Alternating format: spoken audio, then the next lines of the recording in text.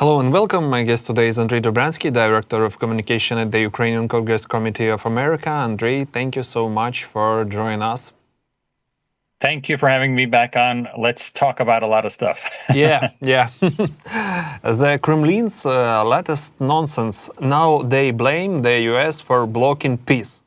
Keith Kellogg, the US president's envoy on Ukraine, called it a lie. Washington and Kyiv aren't stopping talks.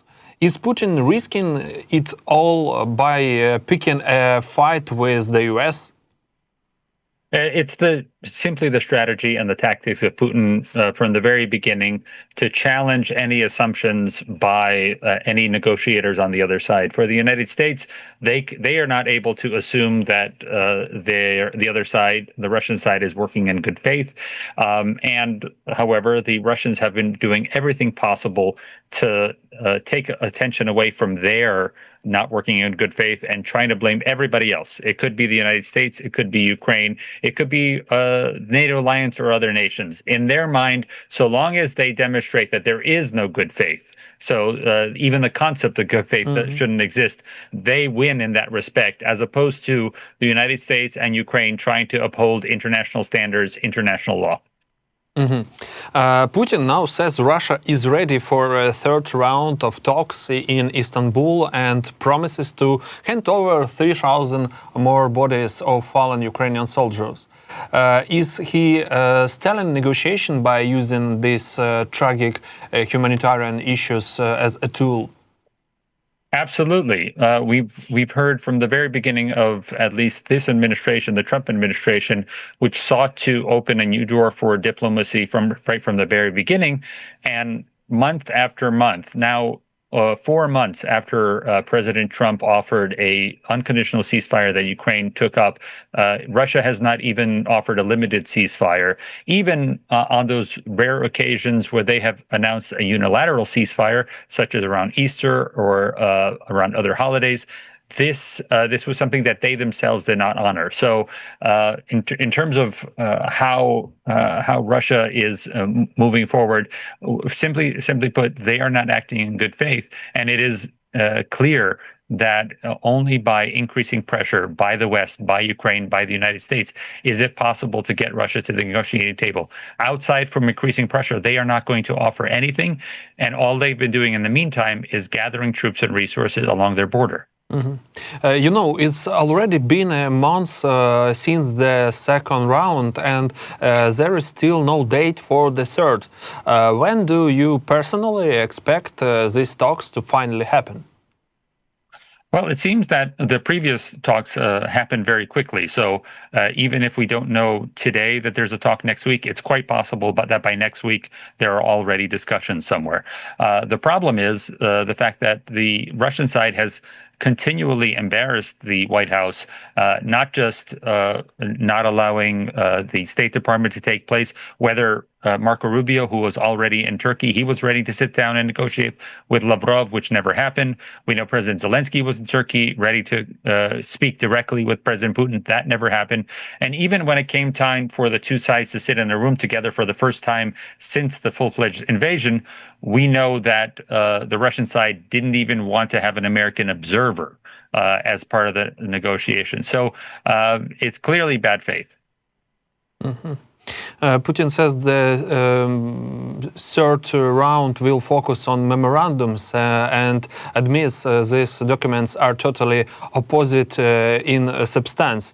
So is this his plan to talk forever about papers and keep the war going? And what about Trump? Is he really okay with that? I think we'll see the Trump administration's reaction as we go on. It is clear that they have been upset from as early as March when the initial ceasefire offer was reneged by Russia.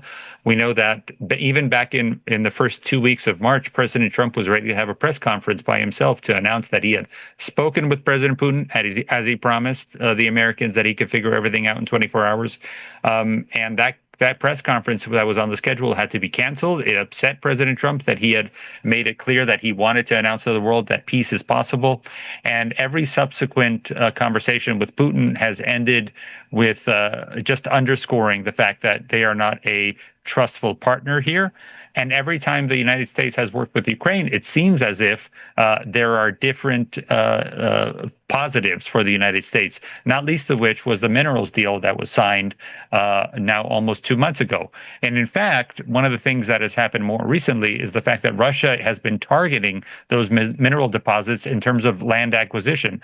This is only going to serve to enrage the White House even more.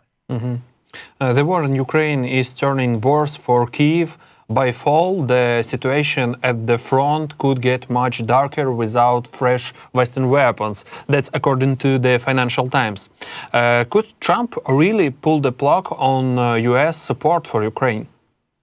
Well, he's already pulled the plug. There will be no continuing effort as far as what the United States did in the first 3 years of the war. That entire system of searching for weaponry already in U.S. warehouses and then sending that to Ukraine, or finding other already made weapons, older weapons, and sending those to Ukraine, that is not going to happen.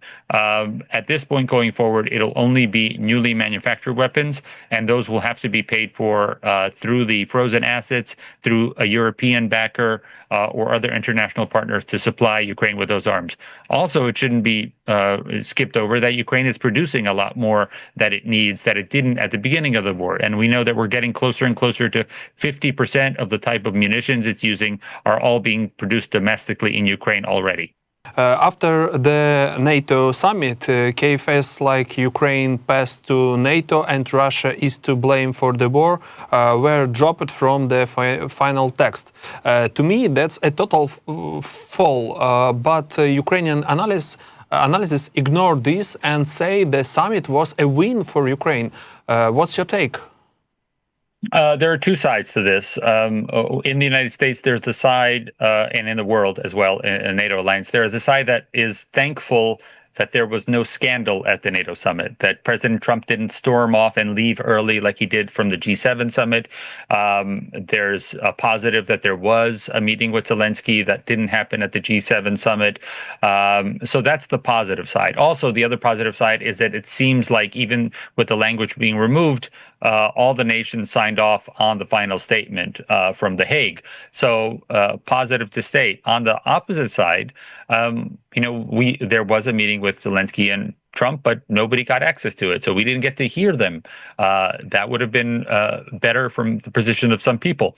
There's also the fact that the statement was signed off by everybody, but as you mentioned, it did not include even the level of language in the previous statements. So why are we at this critical moment deciding to water down our statements, deciding not to recognize that Russia is the lead sponsor of terrorism in the world and should be treated as such?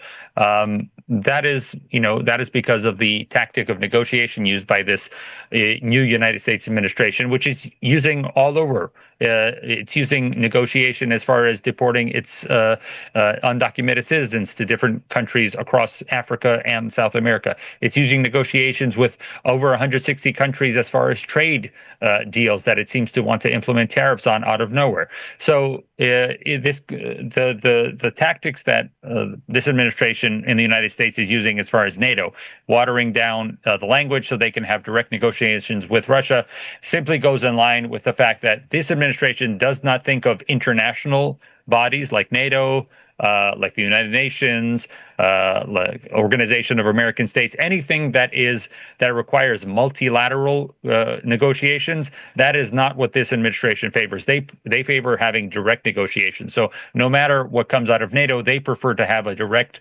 agreement with Russia as opposed to getting other countries on board. Mm-hmm. If we talk about summit NATO, Ukraine has now been folded into NATO's spending, with NATO pledging to raise the defense budget to 5%. As The Guardian put it, Ukraine has become a convenient accounting tool. Allies can count aid to Kiev as part of their defense efforts. So is this just another manipulation? In the end, there is no legal duty towards Ukraine, and NATO states can dodge extra costs by using Ukraine as cover. What's your view? I think in the end, if they're using pledges towards Ukraine to meet their minimum demand for spending, then I think that's a good thing in the end. Yes, it's true that a lot of countries, whether it's the EU as well, whether it's NATO, individual countries have made a lot of pledges over the course of the last 3 years to Ukraine, many of which still haven't come to Ukraine. So we should work as an international alliance to make sure that everything that's been pledged to Ukraine comes to Ukraine. But in the end, if the pledges are to help Ukraine, I think that's only for the best for Ukraine. Mm-hmm. If we look at the overall political mood in the US or even in associate, what's really going on there? Has domestic politics taken the supply chain away from Ukraine? Everything is about domestic politics for the last several weeks.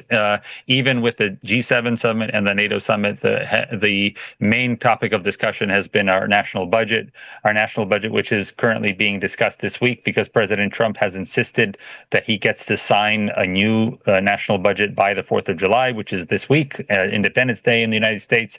And with every passing hour, it seems less and less likely that's going to happen, with deep political divisions making a united budget very much hard to pass. So because of the temperature, because of the fact that we're seeing sometimes for 24 hours at a time, senators and congressmen speak on the floor of Congress. This makes the attention very difficult to put towards Ukraine, especially when there are international issues such as Iran and Israel, as well as everyday breaking news. It's very hard for what's happening in Ukraine. What's happening in Ukraine these last 6 months since this administration came in, and the increase of attacks that happened under Trump weren't happening under Biden, happening now under President Trump. The fact that more children are under attack, more civilians are under attack in these first 5 months of the administration, that's not breaking through to the public. But what is staying on in the United States is support for Ukraine. Even though we're not seeing it on television, we're seeing throughout local activism, through members of Congress, governors, mayors, a lot of people are already signing up to make sure that we celebrate Ukraine's independence with proclamations across the country. Okay, what about trade wars or politician wars? Is the US winning its trade wars? And how are things going with China and Canada? This will be a waiting game with China. As far as Canada and the UK, Europe, there are some preliminary deals that are framework agreements that have been signed, especially with the United States, with the United Kingdom, as well as Canada. However, it seems almost impossible with this new administration to have a deal in place. First of all, because we know that it takes years for trade agreements to be signed. So the idea that you can have simultaneous deals negotiated with 100 plus countries within 90 days, which is what Trump said would happen, is clearly not happening, because we are coming to our 90 days very, very soon in July. After that fact, it'll be a waiting game for China. China did this during the first Trump administration, where he started a trade war. He spent billions, President Trump did, to support the farmers of the United States while the trade war was ongoing with China. And in the end, he couldn't come to a big agreement, a grand agreement. It was only a small agreement with China that allowed the United States to finally open up those farms exporting to China again, and the United States didn't have to subsidize them to the tune of several $billions. So I believe China will wait out the United States again because President Trump is term limited. So waiting until the end of his administration is probably what China is going to do as far as signing a deal. Mm-hmm. What's your view? Has Trump actually gotten what he wanted from these trade wars? No, Trump has, or at least what he's announced, and he's announced a lot. He's announced that a framework agreement is a trade deal, which it's not. So we have not signed a trade deal with the United Kingdom. We have an agreement about how we're going to work towards a trade deal. Same thing with Canada, same thing with Mexico. These are all open negotiations right now. And therefore, what he promised, which is within 90 days to have different trade agreements with other countries, that's not working. What he did accomplish for himself is he wanted to have a minimum 10% tariff on all countries' goods coming to the United States, and he's accomplished that. How long that stays is a question of what the effect of prices will be in the United States after 1 year's time. If the fact that these tariffs have raised domestic prices, and we'll see them perhaps by the time people are buying presents for Christmas, I think that's when the political situation will change in this country leading into the elections of 2026. So can we say that China won? It's yet to be seen. China, however, has the advantage that they do not have these elections like we do in the United States or other democratic countries. They can wait. The same administration, President Xi, can wait until a new president comes in and then have a negotiation with that president and just wait out President Trump. So in that case, it's possible for them to wait it out. We don't know what's going to happen. There might be, there might be an international economic crisis. There may be an earthquake or a horrible tragedy that convinces either the United States or China to move. But in the meantime, China is committed to waiting until such time that the politics changes in the United States. Andrij, thank you so much for joining us. It was a real pleasure to see you again and hear your perspective. We truly appreciate your insights and analysis. Thank you so much.